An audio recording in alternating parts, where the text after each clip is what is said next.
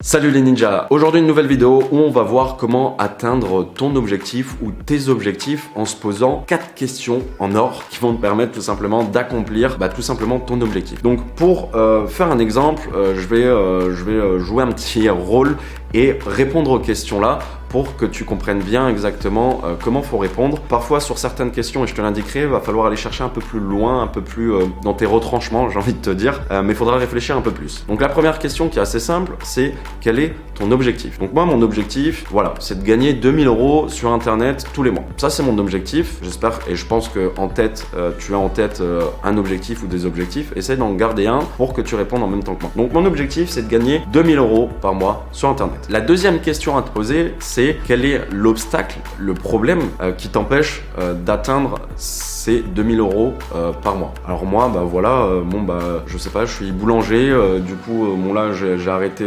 arrêté ça. En ce moment, je suis au chômage et en fait. Je peux pas gagner ces 2000 € là parce que j'ai pas les compétences. C'est un problème que j'ai pas les compétences sur internet pour gagner ça. Mais je veux, c'est mon objectif. Ok, très bien, ça c'est la deuxième question à se poser. La troisième question c'est quelle est la véritable cause de ce problème. Donc c'est un petit peu différent de la deuxième. La deuxième c'est quel est le problème que tu as. Bon, généralement c'est un problème qu'on sort comme ça. Mais là je te demande d'aller chercher un peu plus loin dans ton objectif. Quelle est la véritable cause de ton problème. Donc je reprends mon personnage de boulanger qui est au chômage. Il pourrait très bien dire j'ai pas les compétences. Oui, mais quelle est la véritable cause de ton problème? En fait, j'ai peur de l'échec. J'ai pas forcément confiance en moi. J'ai peur d'investir sur moi-même. Ça, c'est des véritables causes. C'est des choses où on doit aller chercher un peu plus profond. Vous prenez votre ego là, hop, vous le balancez, et c'est des choses que vous devez aller chercher un peu plus profond de vous. Donc ça va être vraiment des caractéristiques bien plus précis. La peur de l'échec, manque de confiance en soi, toutes ces petites choses là que vous l'avez en tête, mais vous vous voilez la face et vous n'arrivez pas à le dire. Donc c'est pour ça qu'il faut dégager cet ego là et il faut se regarder en face d'un miroir et se dire ok, c'est quoi la véritable cause de ce problème? Pourquoi j'arrive pas? Pourquoi il y en a qui arrivent? Mais pourquoi j'arrive pas à atteindre cet objectif là? Il y a une cause derrière tout ça. C'est pas la cause de la réponse de la deuxième question. Donc quel est ton problème? Le fait de dire que j'ai pas les compétences, c'est du bullshit. C'est une excuse de bip. Voilà. Donc voilà, la troisième question, c'est vraiment la plus importante et va falloir y répondre sincèrement. Ton inconscient, il le sait et tu le sais aussi. Sauf que tu te voiles la face et tu veux pas te dire c'est quoi la réelle cause du problème. Alors ça peut être une cause, mais ça peut être plusieurs causes. Comme je te disais là, ça peut être la peur de l'échec, le fait de pas vouloir investir sur soi. Donc investir sur soi, ça veut dire quoi? Ça veut dire investir du temps, investir aussi de l'argent, parce que quand on n'a pas les compétences sur internet, on a deux choix, soit d'apprendre tout seul et là va falloir investir du temps, beaucoup de temps selon les business, ou investir de l'argent, c'est-à-dire payer une formation ou prendre un coaching, où là va falloir dépenser de l'argent. Donc psychologiquement, on dépense de l'argent alors qu'on n'en gagne pas encore, ça peut être compliqué, mais ça c'est des véritables causes de problèmes, ok? Voilà, ça c'est vraiment quelque chose qui est important. Alors ensuite, la quatrième question à se poser, c'est quel est le plan à mettre en place pour réussir cet objectif. Donc ça va dépendre. Par exemple, dans mon rôle d'ancien boulanger au chômage, le plan ça va être quoi? Si j'ai peur de l'échec, ça va être de travailler cette peur-là et de prendre un risque et de me dire l'échec c'est pas grave, je peux me relever, je vais pas mourir, il faut prendre des risques. De toute façon, tout entrepreneur prend des risques pour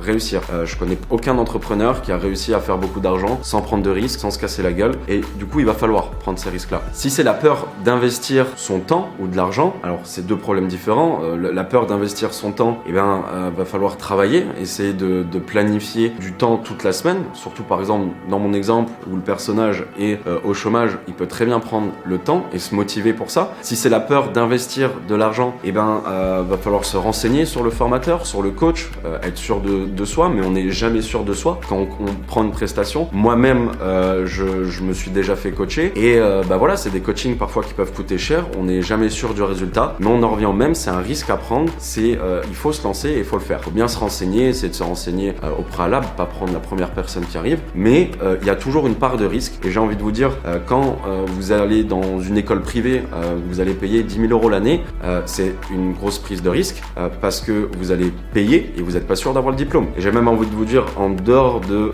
payer une école privée, quand vous faites 3 ans, 4 ans, 5 ans d'études pour avoir un diplôme, une licence, un master, etc., vous n'êtes pas sûr déjà de l'avoir. Et en plus de ça, une fois que vous avez ce diplôme-là, vous n'êtes même pas sûr d'avoir un boulot derrière. Donc c'est des prises de risques que vous prenez, mais qui sont pas habituelles. Le fait d'entreprendre n'est pas habituel. Ça choque moins une personne de dire qu'elle a fait 3 ans d'études pour rien qu'une personne qui essaye depuis 3 ans d'être entrepreneur. Donc il faut faire la part des choses et il faut essayer de prendre des risques et d'essayer de régler, déjà de trouver votre douleur profonde, cette réelle douleur, cet obstacle réel au final, pas le bullshit, pas le fake du fait de dire oui j'ai pas les compétences, ça c'est bullshit, mais de trouver le réel problème, l'obstacle qu'il y a vraiment, et ensuite de travailler là-dessus. Donc il va falloir travailler sur ça peut être cette peur, sur cette peur d'investir, d'avoir un échec, etc. Il peut y avoir aussi une véritable cause qui va être le manque de confiance en soi.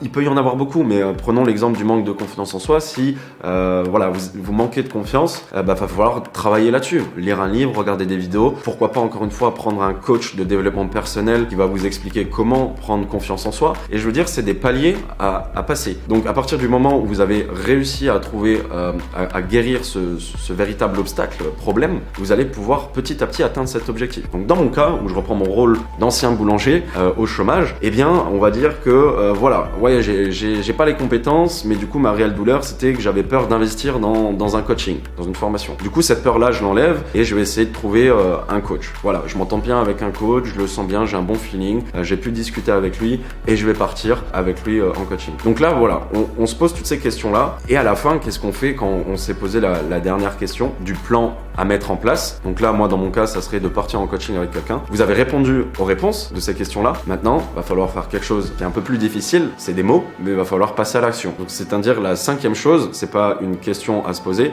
mais c'est tout simplement exécuter le plan. Donc les réponses que vous avez données à ces questions-là, va falloir les exécuter. Et c'est là où ça va vous demander du courage et le fait de vous lancer. Faut savoir que ces questions-là, vous pouvez tout aussi bien vous les poser dans la vie perso. Par exemple en couple, on peut très bien se poser la question, voilà, en ce moment, on va dire j'ai un problème dans mon couple, ça va pas très bien. Bon bah voilà, ça arrive dans tous les couples. Ok, bon bah quel est mon objectif? Bah, mon objectif c'est que je m'entende un peu, enfin que ça aille mieux avec ma copine parce que bon bah voilà, ça fait une semaine que ça va pas très bien. Ok, quel est le problème? Bah voilà, on s'est disputé il y a une semaine en arrière, donc on se parle plus trop et tout. Ok, mais quelle est la véritable cause de ce problème? Bah c'était une dispute débile, hein, pour rien, voilà, on s'est disputé pour rien. Bah oui, mais c'est quoi la véritable cause de ce problème? Ça fait une semaine qu'on se parle plus par exemple, c'est quoi il y a une cause derrière ça, il y a un truc plus profond. Ok, bah là par exemple, dans cette optique, ça va être ouais, bah va falloir que je mette mon ego de côté, pas forcément discuter depuis. Bah la véritable cause du problème, c'est que je fais pas souvent le premier pas quand on se dispute. Donc voilà, c'est à moi de faire le premier pas. Vous voyez là la différence, c'est complètement différent. Et du coup la 4e question, quel est le plan à mettre en place? Bah là le plan à mettre en place, ça va être ok, bon bah après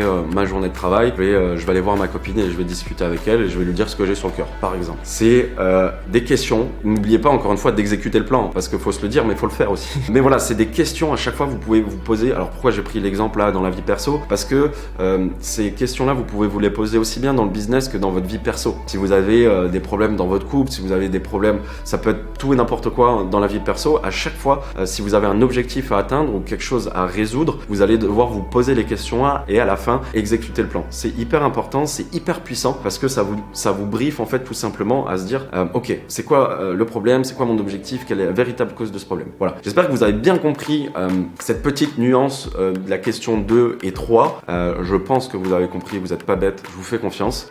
C'est tout pour cette vidéo. Encore une fois, n'hésite pas à mettre un petit like, un petit pouce en l'air comme on dit, de t'abonner. Je l'ai déjà dit dans la vidéo précédente si tu l'as pas vu, mais il va y avoir de plus en plus de vidéos en 2020 sur ma chaîne YouTube. Je vais essayer de vous donner un maximum de tutos, de tips sans forcément prendre des vidéos que je trouve un petit peu partout aux États-Unis, comme on voit un petit peu partout. C'est vraiment des vidéos sur moi-même, de mon expérience, de mes erreurs, etc.